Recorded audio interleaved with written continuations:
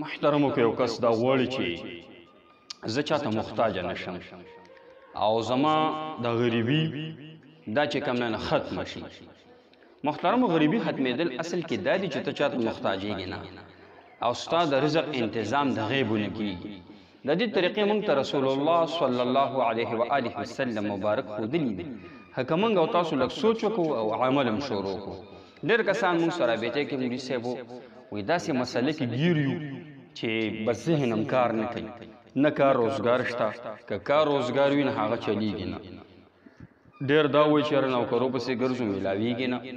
ښه ډېر پکې داسې دي هغوی زموږ بار ملکونو ته تلي، چا 15 لکه لګولي، چا 10 لکه لګولي، بار ملک ته تلي، خو اوس هلته هسې ناستي. آیا د دوی خلکو دا مسلې دا به په څه باندې حل کېږي محترم؟ هغوی خپل محنت خو کړی دی، هر سړی خپل مزدوري هم کوي، خپل کاروبار هم چلی، یا بار ملک ته هم لاړ شو، کار چلیږي نه. غټه وجه ګوره دا ده چې اکثر مونږ د 15 وخته مونځ اهتمام نه کوو. اول خبره خو دا ده چې کم کس 15 وخته د مونځ اهتمام کوي د رزق به فراهی. دا خبره به تاسو یاد وساتئ.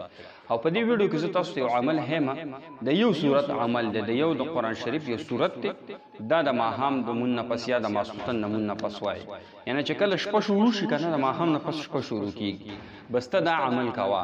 که یو سړی مسافر دی په دیره کې ناست دی، خامخا قرآن شریف به ورسره پروت دی. لکه مسلمانان یې خامخا د مسلمانانو په ځای کې قرآن شریفونه پراته وي، بس قرآن شریف راواله او دا صورت به وي. یو سړی په کور کې دی، کور ته رالی د ماښامي بس دا صورت ووایه. ښه چې چا نه دی ویلی هغې نورو خلکو ته وښایې چېرې دا عمل کوي نه ته به هغه ثواب میلاویږي. زنانو ته م وښایې، غټ ماشومان یې کور کې هغوی ته م وښایې. نو محترمو په دې باندې تاسو ته حدیث مبارک ومیم چې ابن مسعود رضی الله تعالی عنه هغه له یو پیره حضرت عثمان رضی الله تعالی عنه وله تپوس لره، دا بیمار و، دا ناجوړ و. چې دا بیمار نو عثمان رضی الله تعالی عنه خو ډېر زیات مالدار و. هغه ورته ووایي چې یاره تاله زه څه انتظام کوم، څه وظیفه دله مقرروم. عبدالله بن مسعود رضی الله تعالی عنه ته وایي تاله څه وظیفه مقرروم، ځکه چې ستا خو یو نارینه اولاد نشته. بل ته لکه که ته وفات شي نو ستا دا نونه دي د هغه نونه وي، نو ستا دا نونه به پاتې شي او لکه د دوی دپاره بیا څه انتظام نه. نو حضرت عبدالله بن مسعود رضی الله تعالی عنه ورته څه وایي، وی زما بچوله چې کوم دی وظیفه مه مقرروه. هغه ورته ولې؟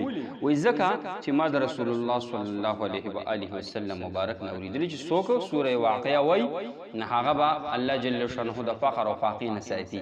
نو ګوره هغه د حدیث اورېدلی وایي ما د خپل نونو ته دا وصیت کړی، دا به دا وایي، څه مسله به ورته نه وي. محترم خپلو بچو له داسې تربیت پکار دي.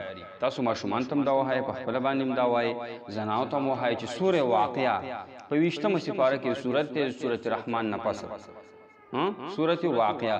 نه چې څوک صورت واقعه وایي نه دته به په کور کې محتاجي یا چې کم دی څه مسله به ورته نه راځي، غریبي به ختمېږي. اوس ټایم د دې کم دی نو پس پرس که ماسخوتن مونځ سړی وکړي یا د ماښام وکړي چې شپه شروع شو بس ته یې وایه. حدیث کې راغلي د شپې په وخت کې یعنې د ماسخوتن په وخت کې، او دا سنت طریقه هم د رسول الله مبارک به ویله.